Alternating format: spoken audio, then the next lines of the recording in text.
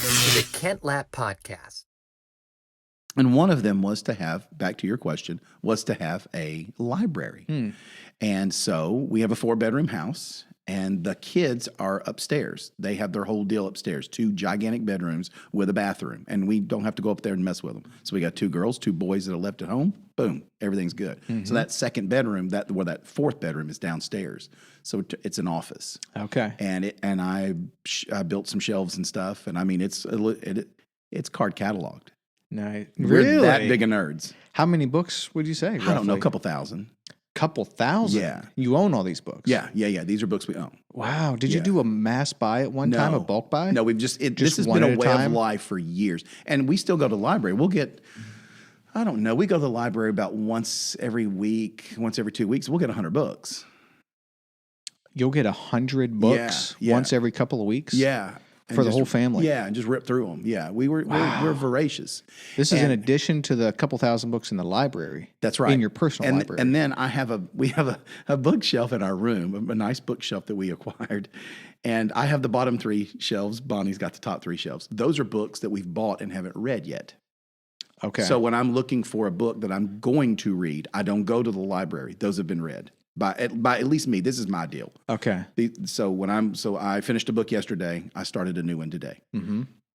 And so I went to my bedroom and got it off of the has not been read yet shelf. Okay, gotcha. And so I'll mix them up. So do you, and not to drill in too deep here, but it's fascinating. So if you have a book that you know you want to read at some point, you'll buy it.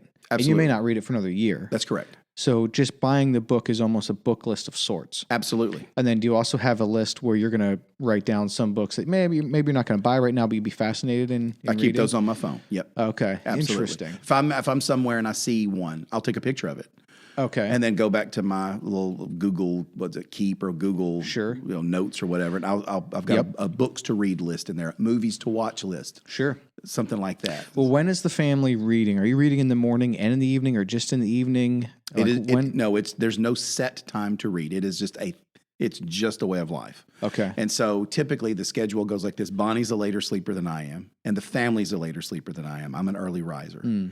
And so what'll happen is I get up early. The house is still quiet and asleep. I read my Bible first, which is another cool journey in my Bible reading. And then I will pray and all that stuff. Have my time. What time might this be? Typically around 6:30. Okay. Around 6:30. I'm not one of these guys that gets up at 4:21. There's not. I mean, me neither, if you man. do that, God bless you. I tried for years I to knew get you up did at for a while. 4:45, and then I Yeah. tried to get at 5 a.m. Yeah, I'll be I honest just- with you, man. I could never make it stick. And there's part of me that still feels like, dude, come on, get it together, No. get up at 5. But I'm starting to make peace with it. At 35 Yeah. now, I'm starting to like, no, it's okay. You're okay. You're all You're right. The key is this: are you wasting? It's not necessarily about the amount of time that you're awake. It's what you're doing with it while you're there. Yeah. And so, when it's quiet in the house, I can concentrate. I sit at my office, which is in my library. It's the quietest room in the house because it's got all the books, thick carpet. It's on the edge of the house. Oh, I love that, I mean, man. the sound in there is dead. That's why I love. that sounds Oh fantastic. yeah, it's amazing, and I love playing my trumpet in there. It's just Oh, wow. yeah. I mean, because it's a dead room, and you want to play in a dead room to practice. You want to practice in a dead room. You want to perform in a live room. Okay. And so it's the same thing. And so I'll get up and I'll read through my Bible, and then I'll pray and all that stuff, and then I will usually start on my book. I'm sharpest in the morning. My best thinking is done from 6 to 9. My best thinking, and after that, it is a slow, gradual slide down all day. But my synapses are on fire in the morning. Here's the problem. This is where marriage comes in. Learning about my spouse is a quiet. Let me get into the day slowly. Right. I am bouncing off the walls at 7 o'clock in the morning with just all these ideas. And I've had to learn. Shut your mouth. Right. You're annoying. I'm annoying. Yeah. Let her ease into the day. She cares about it, but she doesn't care about it right now. Right.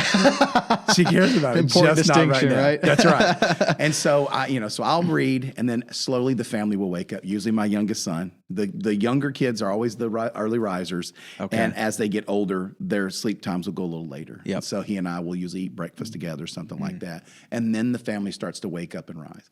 And then I'll cook breakfast, Bonnie will cook breakfast, or it's breakfast on your own. We work off of a menu. We do a weekly menu. Oh, okay. That makes it easy to figure out what's going on, and you're buying for 6 people, Right. save money, Interesting. stuff like that. Yep. And we love to cook. So we'll do a menu and whatnot. And then usually between 8 and 9, somewhere in there, we're not super picky, but we keep our eyes on it. And if it starts ticking up later than that, then we start, beating it down a little bit. But between 8 and 9, everybody together at the table.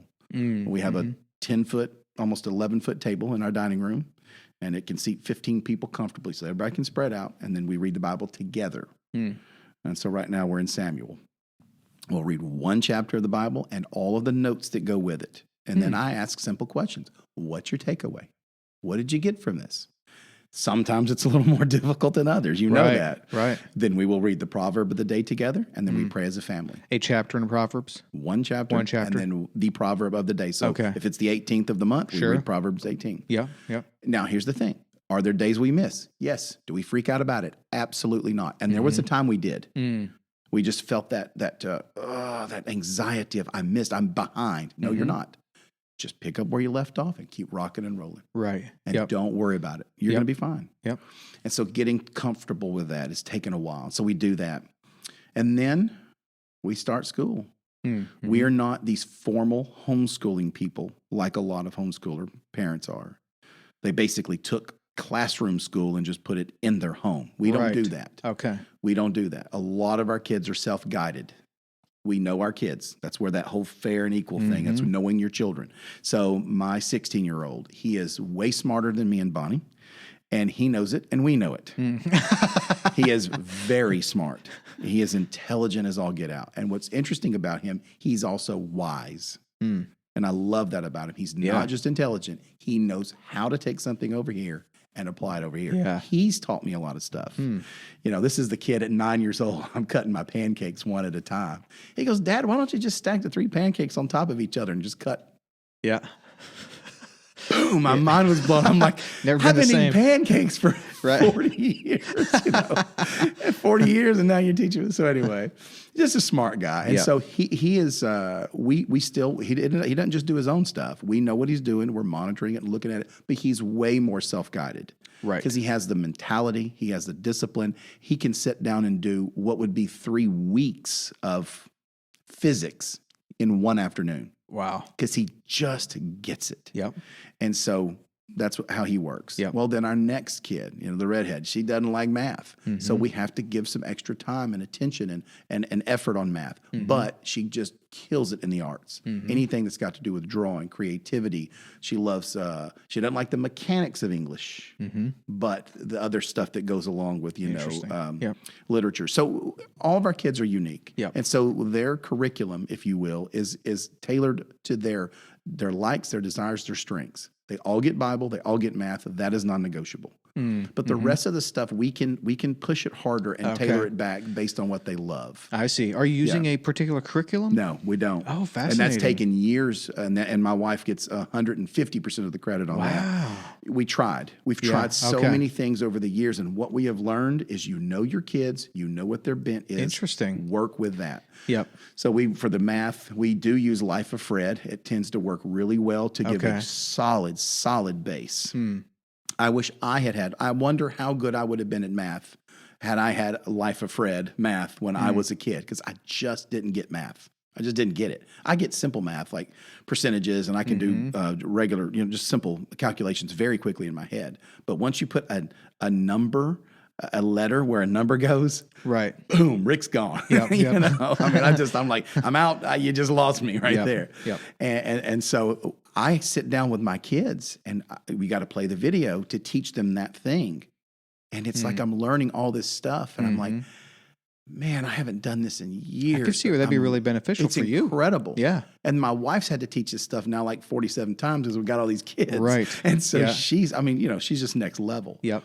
And so that's what we do. We work with them. We don't have the TV going. We encourage them. We have a piano, play. Well, they're just banging around. Well, first of all, they know not to be hard on it, hard on the piano. But just pick stuff out. Mm-hmm. Great. Well, it's kind of annoying. They're not getting that note right, but they'll figure it out. Let them.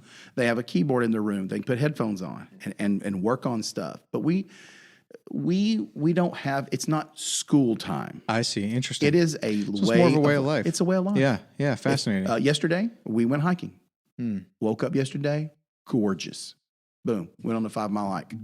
Okay, just from the house, or you drove somewhere? We drove to a little place about 4 miles from where we are, and it's this lit's path it's 8-mile hike, and we hiked about 2.5 miles in, 2.5 miles out. What are you looking for personally with your reading? I mean, you have read a ton of books. Are you looking to keep your mind sharp? Are you looking to do new things? Are you looking to pass the time? I definitely don't read just to pass the time. I read because I am a very curious human being.